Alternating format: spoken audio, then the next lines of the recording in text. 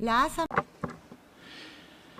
Assembly will hear an address by His Excellency Mahmoud Abbas, President of the State of Palestine. I request protocol to escort His Excellency and invite him to address the Assembly.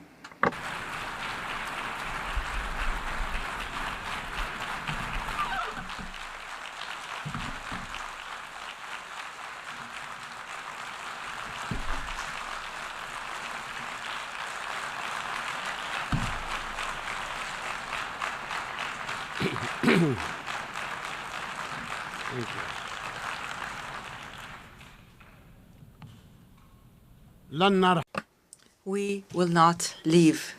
We will not leave. We will not leave. Palestine is our homeland. It is the land of our fathers, our grandfathers. It will remain ours. And if anyone were to leave, it would be the occupying usurpers. In the name of God, most gracious, most merciful. Mr. Philemon Young, President of the General Assembly of the United Nations. Mr. Antonio Guterres, Secretary General of the United Nations. Ladies and gentlemen, heads and members of delegations, esteemed guests, peace and God's blessings be upon you all. I come to you today as my people, and for almost a year now, are subjected to one of the most heinous crimes of our era. It is a crime of a full-scale war, of genocide, that Israel is perpetrating. Israel, the occupying state. A crime that so far has killed more than 40,000 martyrs in Gaza alone, and thousands remain under the rubble. A crime that has injured more than 100,000 others to this day, and matters are getting worse. Hundreds of Palestinian families have been annihilated. Entire family names have been wiped out of the civil record. More than 100 families have been completely wiped out of the civil record. They no longer exist. Thousands have died because of the spread of disease and epidemics and the shortages in medicine and water. Moreover, more than 2 million Palestinians in Gaza have left their homes multiple times in search of safety and fleeing the systemic operations that the Israeli occupying army is perpetrating.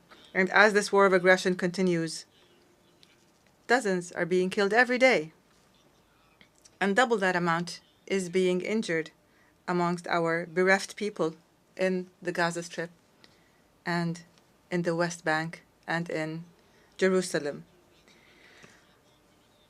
I'm not here to respond to the lies of the Israeli Prime Minister, lies that he said in his speech before the U.S. Congress in July, where he claimed that his army does not kill innocent civilians in Gaza.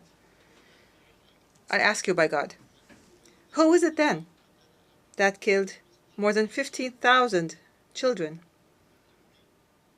of the 40,000, and an equal number of women and elderly persons from our people? And who is it then that is continuing to kill them? I ask you to answer me by God. Stop this crime. Stop it now. Stop killing children and women. Stop the genocide. Stop sending weapons to Israel. This madness cannot continue. The entire world is responsible for what is happening to our people in Gaza and the West Bank. The West Bank that is under a daily and continuous Israeli aggression. It is under a vicious settlement activity. They're building everywhere in Palestine, as if all of Palestine is theirs. It is subjected to the terrorism of gangs of settlers under the patronage and support of the Israeli government and the occupying army, which destroys hundreds of houses in the lands of Palestine, not to mention what our eternal capital, Al-Quds, is being subjected to in terms of campaigns to change its nature, to Judaize it, and to aggress it and its holy sites and landmarks, to change its historic and legal status. We've recently heard a terrorist Israeli minister calling for building a temple in the Al-Aqsa Mosque. We must condemn and stop this reckless minister and those like him who want to set fire, a fire of religious conflict and strife that will burn everything in its way. The Aqsa Mosque and its surroundings, ladies and gentlemen, is the exclusive property of Muslims. This has been endorsed by a resolution taken by the League of Nations in 1930. This was a resolution by the League of Nations, and we will accept nothing else regardless of the circumstances. Ladies and gentlemen, we have repeatedly warned here in the General Assembly that the situation in the occupied land of the State of Palestine warns of an explosion, and this explosion has happened. It happened on October 7th of last year and afterwards. And from the very first day, I stressed the need to immediately stop the war. I condemn the killing of civilians regardless of who they are and regardless of what side they were on or any people they were from. I demanded the release of prisoners and those detained by both sides. There's no need to detain women, children, and the elderly. We've said this repeatedly. To anyone who has those people detained, I called for immediately going to the negotiations table to implement the two-state solution based on international resolutions. But instead of heeding the voice of reason, the Israeli government took advantage of what happened to launch an all-out war of genocide against Gaza. It committed and continues to commit war crimes as acknowledged by the international community. They're called war crimes. Israel today is now launching a new aggression on the brotherly Lebanese people. The Lebanese people are now being subjected to a war of genocide. And Israel must stop the war in Lebanon and in Palestine. We condemn this aggression and we demand that it stops immediately. Israel has reoccupied the Gaza Strip in its entirety, and it has destroyed it almost entirely, so that Gaza is no longer fit for life. Most homes have been destroyed. The same applies to most buildings, health facilities, educational facilities, economic buildings, roads, churches, mosques, water plants, electric plants, and sanitation plants. Anybody who goes to Gaza who'd known it before would not recognize it anymore. It's no longer there. 75% of everything in Gaza has been fully destroyed. If Israel thinks that it would get away from being held accountable and punished for these crimes, then it is delusional. The international community must immediately impose sanctions on Israel. The massacres, the crimes, the genocide that Israel has been perpetrating against our people since its inception in 1948 to this very day will not go unpunished. There is no statute of limitations. Rights will never be lost as long as there are those who demand them. And despite our repeated calls and demands, the world has not succeeded in obliging Israel, this transient state, to stop this war of genocide and its war crimes against innocent civilian residents. We regret that the U.S. administration, the democracy of the world, the largest democracy in the world, obstructed 3 times draft resolutions in the Security Council demanding Israel to observe a ceasefire. The U.S. alone stood and said, no, the fighting is going to continue. It did this by using the veto. And added to that, it furnished Israel with the deadly weapons that it used to kill thousands of innocent civilians, children and women. And this further encouraged Israel to continue its aggression. As long as the U.S. is supporting it, then why not keep going, since it's already an aggressing state? This is the United States, the very country that was the only member in the Security Council that voted against granting the state of Palestine full membership in the UN. We don't deserve membership in the eyes of America, so they use the veto against it. I don't understand how the United States could insist on opposing our people, insist on depriving us of our legitimate rights to freedom and independence, as is the right of the rest of the countries, 194 countries, and we are no less than them. Ladies and gentlemen, Israel, which refuses to implement United Nations resolutions, does not deserve to be a member in this international organization. Israel, whose permanent representative in this organization says that the very building of the United Nations, and he said that this building must be removed. This building that we are sitting in right now, it must be wiped off the face of the earth. This country does not deserve to be a member in this organization. It is, from the very beginning, it has from the very beginning not fulfilled the conditions for membership. Because in 1949, when it submitted its membership application to the UN imposed 2 conditions. First, to accept and implement Resolution 181 and Resolution 194.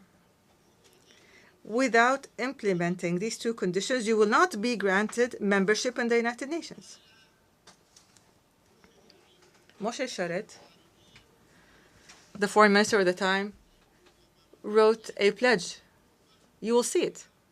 A pledge, a written pledge, that he and Israel are committed to the implementation of those resolutions. And since 1949 to this very day, nothing has happened. We are going to submit a request, an application to the General Assembly on this matter. And as I said, if you return, then we will return. If they do not step back, then we will do more.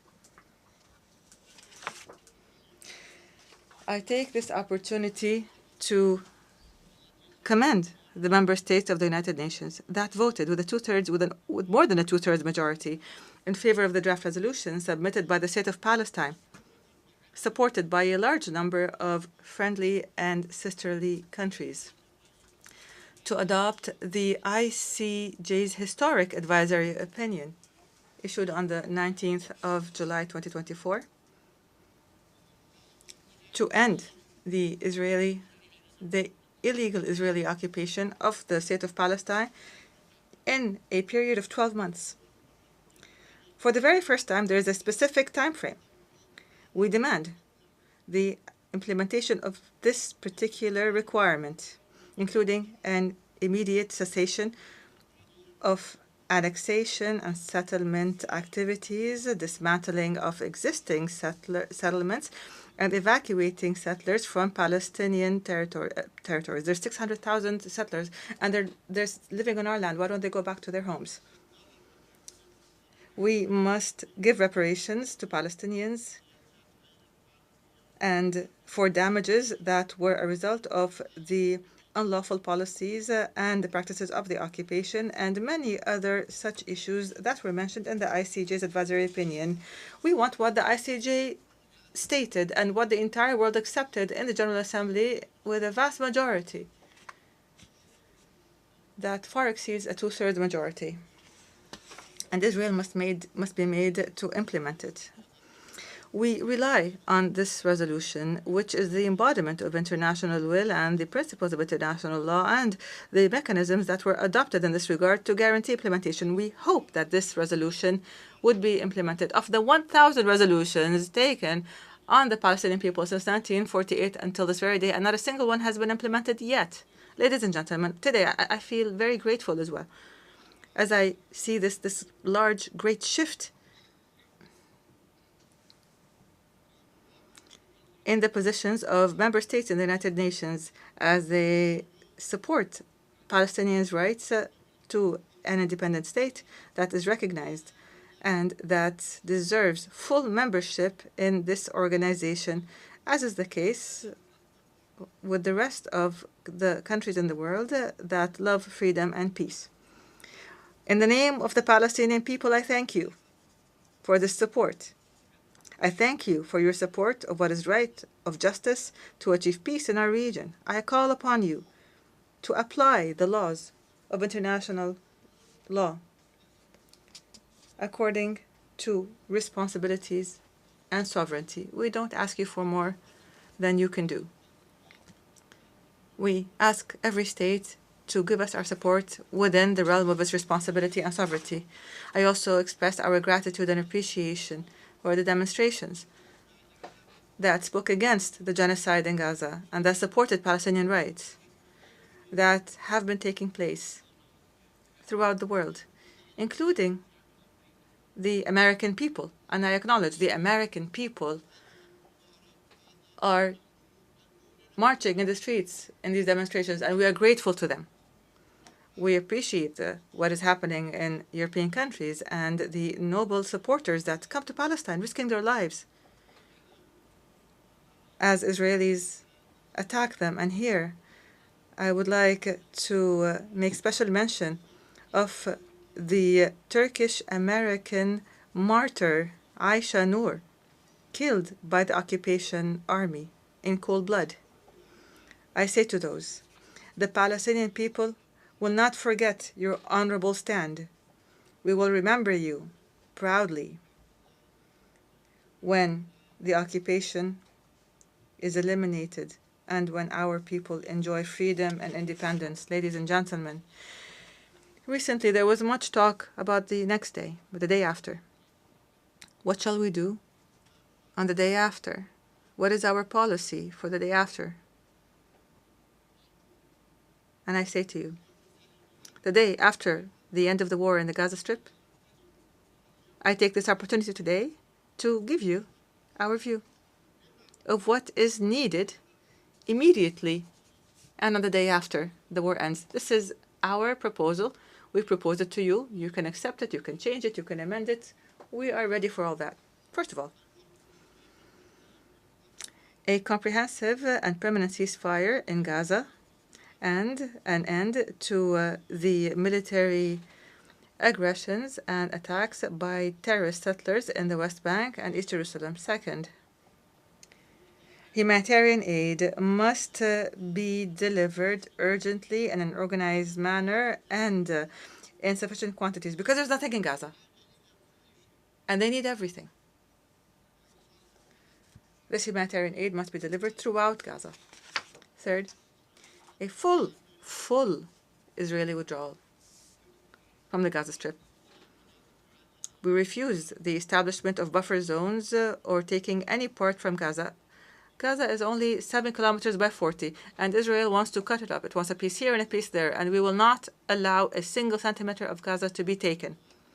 We demand that we stop the forced displacement inside the Gaza Strip or outside the Gaza Strip. We demand the return of those displaced to their homes or to have housing provided to them. Netanyahu wants in the West Bank and the Gaza Strip people to be displaced, to be evacuated to Egypt and to Jordan. We refused.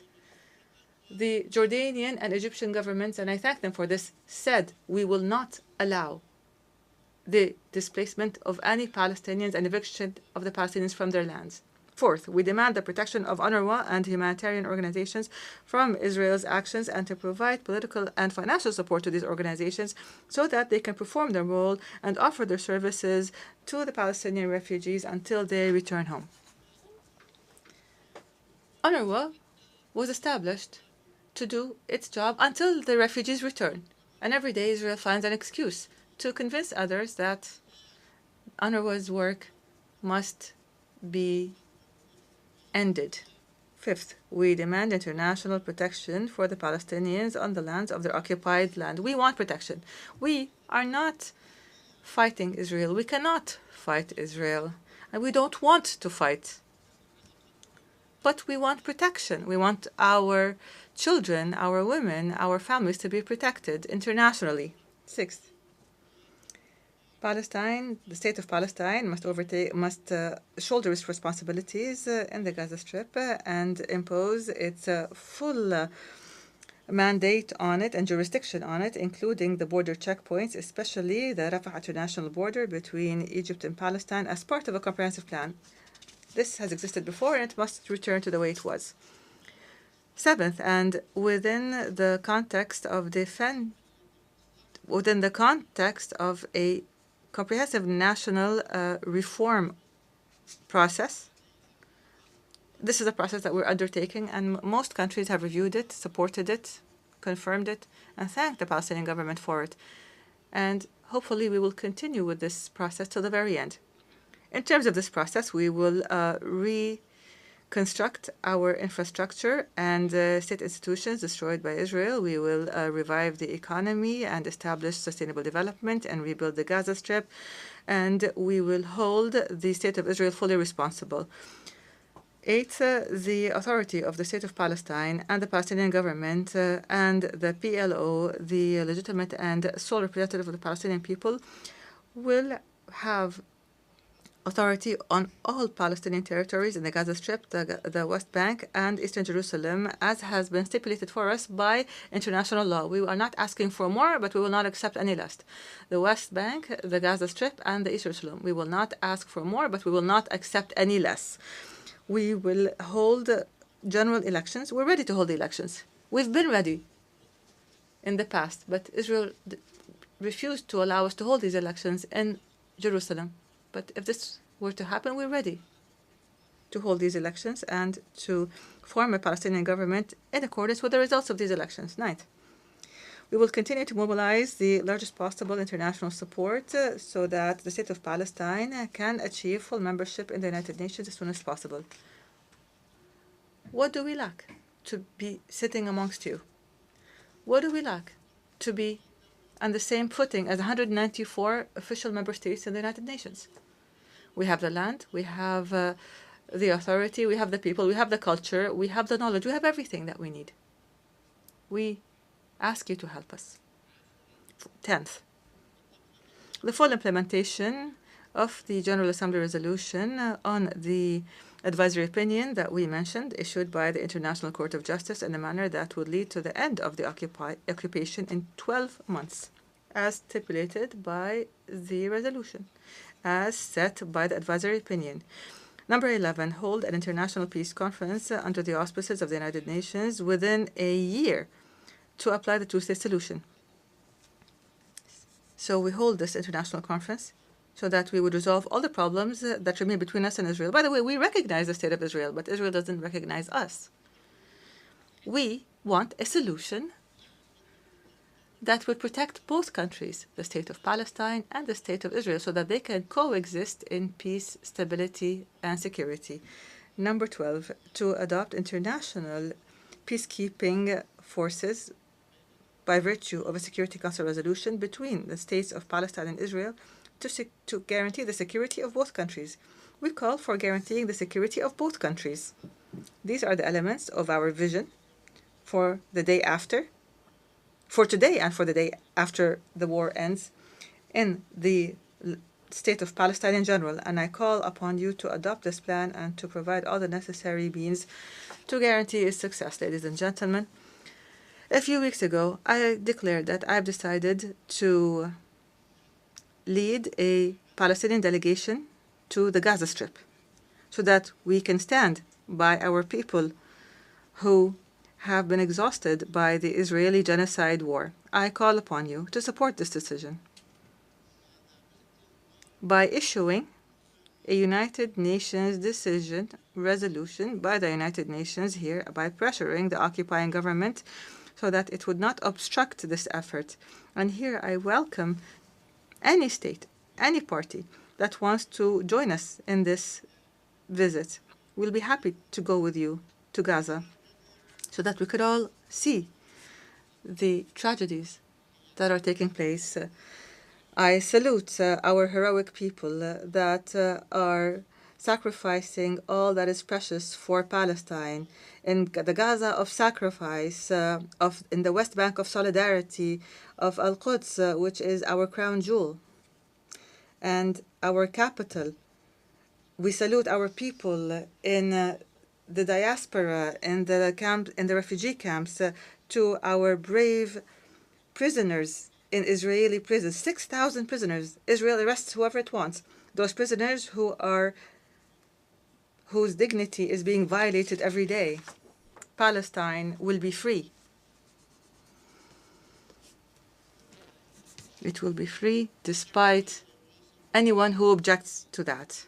Our people will live on the land of their fathers and grandfathers as they have done for more than 6,000 years. They will continue their legitimate struggle for independence. The occupation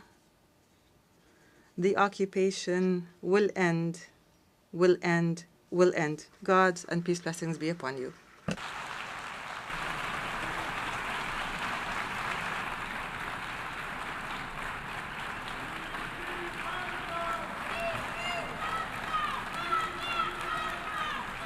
En nombre de la Asamblea. On behalf of the Assembly, I wish to thank the President of the State of Palestine. The Assembly will hear an address by His Excellency